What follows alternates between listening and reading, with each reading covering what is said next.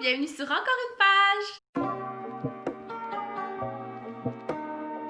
Aujourd'hui, on se retrouve pour une vidéo de lecture commune. Ça fait longtemps que je n'avais pas fait sur ma chaîne. J'ai lu Nirlit j'allais dire en même temps, mais en retard, de MH la lectrice et Maps Booktube. Dans le fond, quand les filles ont vu que j'avais acheté ce livre-là dans mon book haul d'automne, non, d'été, ils m'ont proposé de faire une lecture commune, puis j'étais comme oui, oui, puis en même temps, j'avais pas l'intention, moi, de le lire si rapidement, mais bon, je l'ai lu. Évidemment que le mois de novembre, avec, je sais pas, les informations que j'ai données depuis le début, peut-être que vous avez remarqué que pour moi, le mois de novembre a été quand même bouleversant parce que on est passé en zone rouge, il y a eu comme beaucoup d'actions à mon travail, à ma fête, et j'ai lu un livre qui m'a pas plu, fait que ça a fait que je l'ai tiré pendant vraiment longtemps.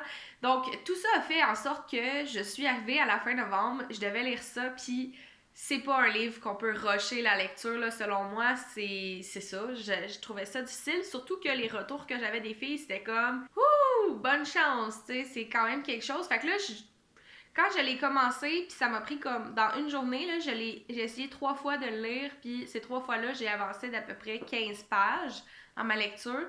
J'étais comme je pourrais pas le lire aussi rapidement que je pensais, fait que j'aime mieux repousser ma vidéo et le lire à mon rythme que de le rusher parce que c'est une lecture qui mérite qu'on prenne le temps de bien le lire.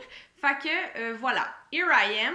Fait que mon concept, c'est que je vais vous parler de, évidemment, qu'est-ce que c'est Nirlit, mais après ça, je vais réagir aux critiques de mes 2 collègues, voir si on est d'accord.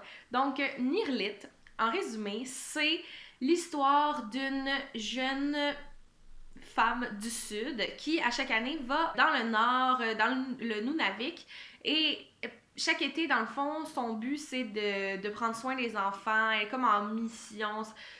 C'est pas vraiment décrit, puis c'est pas vraiment important pourquoi elle est là-bas, mais une fois qu'elle est là-bas, elle tisse des liens, évidemment, avec les gens de la communauté, dont une certaine Eva. Eva va prendre la moitié du livre, donc elle va s'adresser à elle. Elle va lui raconter un peu ses observations sur la vie là-bas, sur comment, le choc culturel qu'elle vit, comment ça se fait que Eva n'est plus de ce monde. On va l'apprendre assez vite. On comprend qu'Eva est morte d'une façon assez brutale. Donc, c'est un peu comme un espèce de témoignage de son absence, je pourrais dire. Puis, la deuxième partie, en fait, s'adresse à Elijah. Je sais pas si je dis comme il faut son nom, mais je crois que oui. Qui est le fils de Eva. Donc, lui, ça va être vraiment... c'est plus ses histoires d'amour, mais c'est pas complètement le point de vue de Elijah. Là. Non, ça reste toujours le point de vue de la femme qui est allée au sud, là, donc elle se concentre sur lui, mais aussi sur les personnes qui affectent le quotidien de Elijah. Donc, c'est pas mal ça pour le résumé. J'ai quand même aimé ça. C'est 3.5 sur 5 que je lui donnerais à ce livre-là parce que c'est vraiment rude. Puis c'est ça que c'est décrit, c'est un roman qui est rude comme la toundra, tu sais. Pour l'ambiance, ça j'ai vraiment aimé ça. Pour la description des lieux, je me suis sentie, j'ai eu envie. Mais là, moi, ça fait très longtemps que j'ai envie de faire un voyage dans le nord du Québec. Là, ça remonte à comme quand j'avais 12-13 ans, là, mais ça m'a encore donné envie d'y aller. La seule chose, c'est que comme c'est vraiment difficile, ce qui est raconté, c'est difficile de s'accrocher à la lecture. C'est aussi difficile de rester concentré parce qu'il y a toujours un peu comme... on suit plein de destins, là, fait que ça fait que c'est un peu... c'est difficile de rester accroché quand on change constamment d'histoire, mais tu sais, tout ça a du sens, mais bon, en tout cas, j'ai trouvé ça difficile pour la concentration. Certaines observations me mettaient un peu mal à l'aise parce que c'est comme une personne blanche qui témoigne du quotidien des Inuits. Fait qu'il y a certains jugements, il y a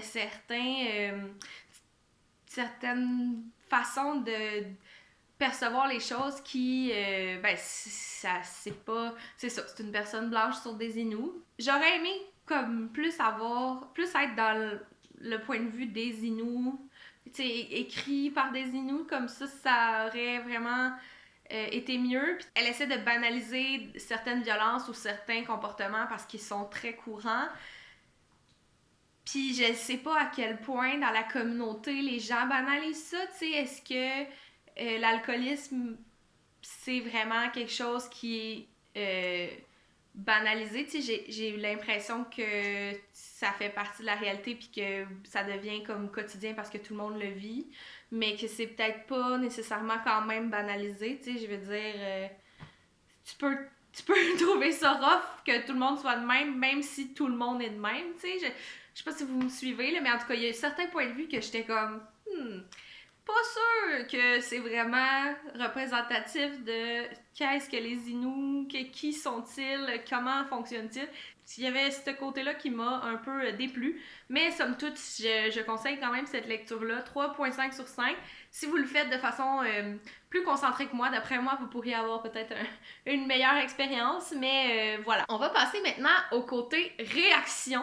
Donc, j'ai pas écouté leurs critiques pour pas m'influencer. Je vais commencer par MH. Bonjour tout le monde, c'est MH. Donc c'est vraiment une narratrice qui est dans l'action dans la première partie et elle va aussi s'insurger justement de la situation des jeunes filles inuites, de comment elles sont traitées. Dans la deuxième partie, c'est plus l'histoire de Elijah, qui est le fils de Eva, qui est la dame décédée de la première partie, qui nous est racontée. La narratrice est plus vraiment dans l'action à ce moment-là, elle est plus comme un peu une narratrice omnisciente. Ah oui, ça j'ai oublié de le dire, c'est vraiment un bon point. C'est comme, j'essayais de le dire puis je le disais mal, là, mais c'est ça, dans la deuxième partie, il y a comme... La narratrice devient... elle est comme plus participante à l'action, là. Elle fait plus comme décrire les pensées, les actions de tout le monde. Fait que ça change un peu. C'est tout ce que je vais vous dire pour le résumé, pour ce qui est de mon avis maintenant. Là, faut que je vous avoue quelque chose. Ce livre-là, j'ai eu de la difficulté, pas à cause du livre, mais à cause de moi-même. Si j'avais pas fait de lecture commune sur ce livre-là, j'aurais sûrement pas fait de vidéo parce que quand je lisais ce livre-là, j'étais dans le même état d'esprit qu'au début du confinement en mars, c'est-à-dire pas du tout réceptive à ce type de récit-là. Je sais pas pourquoi, mais je lisais en fait, je regardais les phrases sans les lire. J'étais tout le temps obligée de revenir sur les phrases pour les lire, mais j'oubliais tout de suite ce que je disais. On dirait que c'est tombé au même moment dans nos vies, hein? C'est comme je dis, j'ai aucun souvenir, mais je pense pas que ça mérite ça. Fait que je vais plus donner la note genre ensemble vide sur 5, puis je vais lui donner une deuxième chance. Ah ouais! T'es bonne? Je sais pas si je vais être capable, moi, de faire ça. Là. Je pense que je suis contente de l'avoir lu, mais je sais pas à quel point je vais avoir envie de le relire. Malheureusement, ça a été ça mon expérience de lecture avec Nirlit, donc de Juliana Léveillé-Trudel. J'aurais vraiment aimé que ça se passe mieux, mais malheureusement, ça n'a pas été le cas. Au moment de filmer cette vidéo-là, je sais pas c'est quoi la vie de Annie-Claude ni de Baps, fait que peut-être qu'on va s'en reparler avant qu'elles sortent leur vidéo, je sais pas trop, mais je vous invite quand même à aller voir leurs avis. J'espère pour elles que leur lecture s'est mieux passée que la mienne. Cool! Ok, ben... Je comprends. C'est ça qu'elle nous avait dit, MH, dans le fond. Elle nous avait dit qu'elle trouvait ça dur, la lecture, mais elle nous avait pas vraiment parlé de l'histoire. Puis je comprends, dans le fond, que elle a pas retenu grand-chose, tu sais. Puis c'est ça qui est plate, là. Puis moi, j'avais l'impression que si je le lisais rapidement comme je voulais le faire, c'est ça que ça m'aurait fait aussi, parce que c'est vraiment le genre de livre que tu peux partir dans tes pensées puis continuer à lire puis genre t'as manqué vraiment des trucs importants puis comme c'est bien écrit là, fait que c'est plate que ça fasse ça. Je trouve ça plate pour elle, mais en même temps je comprends vraiment là, puis genre on était dans le même mood là, pour lire ce livre-là. On y va avec Maps. Nirlit, en fait, c'est l'histoire d'une protagoniste qui s'en va à Salouit, dans le Grand Nord. C'est ça, le nom. Tantôt, je cherchais le nom, puis je suis tellement pas bonne là, avec les noms de personnes puis les noms d'endroits. Là, c'est Salouit, l'endroit. C'est un roman avec une plume très poétique, douce, fluide. Ça me faisait vraiment penser un peu... J'aurais pas dit douce, moi j'ai trouvé ça rough en maudit, là. Je trouvais que c'était comme cru les images, puis je trouvais que ça manquait justement d'une espèce de bienveillance, de bonté, tu sais. Je trouvais que c'était vraiment rough comme écriture, puis ça rentrait dedans. Plutôt d'être comme, mettons, Naomi Fontaine, elle, je trouve que c'est doux, tu sais, c'est très... les choses sont dites à moitié, puis on essaie de tirer vers le positif. Là, je trouvais que c'était vraiment comme... voilà ce que c'est, voilà ce que... Je suis pas d'accord avec Maps là-dessus. Mais parce que j'étais comme dans un mood de lecture tout doux, comme si j'étais sur la mer. C'est vraiment étrange ce que je vous explique, mais c'est ça quand même. J'avais pas l'impression que ça avait autant d'impact. Alors, C'est intéressant, mais genre, je comprends l'espèce de être porté par le récit. Genre, moi aussi, j'ai eu ce sentiment-là là, de comme flotter à travers cette histoire-là. Mais c'était pas un flottement qui m'apaisait, mettons. C'était un flottement c'était comme si j'étais genre le seul ours polaire sur ma banquise, là. Genre, je suis pognée dans la mer, genre, pis j'attends, je me demande quand est-ce que je vais atteindre le rivage pour retrouver les miens. Genre, c'était pas un flottement agréable, là. il y avait aussi des particularités quant à l'écriture, parce que la majorité du temps, c'était à la troisième personne du singulier, mais il y avait à certains moments que c'était à la deuxième personne du singulier au tu. Et la plupart des livres que j'ai lus à la deuxième personne du singulier au tu, j'ai beaucoup aimé ça, mais là, j'avais tellement l'impression que c'était hors cadre, que ça ne fonctionnait pas, que je comprenais pas l'objectif de ça. Ah, ben, moi, je pensais, quand elle s'adressait au-dessus, je le prenais comme elle s'adressait à la personne de la partie, là, mettons, soit à Eva ou à Elijah. Je pensais que c'était ça. Mais je sais pas si...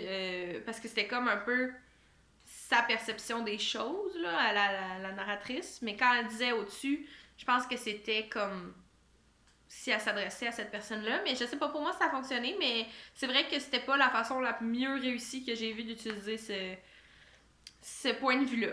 D'ailleurs, la protagoniste que l'on suit, elle a comme cette position qu'elle s'efface pour nous expliquer ce qu'elle voit, mais je trouve que c'était complexe qu'elle fasse ça parce que ne sachant pas ses liens avec ces différentes personnes-là, c'était difficile pour moi de juste regarder un tableau sans comprendre les connexions envers le personnage que l'on suit. Ah mon Dieu, mais c'est tellement mieux dit que ce que je disais tantôt, là, mais j'ai le même sentiment quand je disais que ça me rendait mal à l'aise. C'est comme le fait de s'effacer, c'est comme si ça la rendait neutre, mais ça la rend pas neutre, là, puis moi je le voyais un peu son point de vue de blanche sur le reste, puis ça faisait un peu bizarre. J'ai comme... Quant à avoir des biais, mets les donc de l'avant, genre, tu sais, essaie pas d'avoir l'air de... C'est comme, ça marchera pas, là. Je sais pas, là, mais... Moi aussi, ça m'a rendu un peu mal. Oui, Juliana Léveillé-Trudel habite au Nunavik depuis 2011, ce livre ayant été publié en 2015, mais j'avais vraiment l'impression que cette histoire-là aurait été tellement plus pertinente par quelqu'un qui est né au Nunavik, qui est né à Salouit et qui nous exprime sa vie, sa communauté à partir de lui.